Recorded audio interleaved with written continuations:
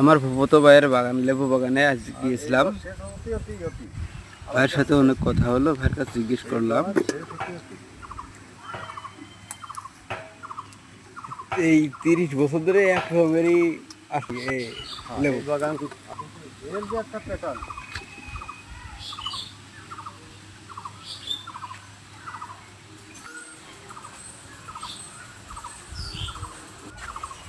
ভাইয়ের এই বাগানের বয়স আজ থেকে 30 বছর। এই বাগানের বয়স। ভাই এখান থেকে প্রত্যেক বছরে 4 থেকে 5 লাখ টাকার লেবু বিক্রি করে থাকেন। তাতে তার চাহিদা আছে এই লেবুর।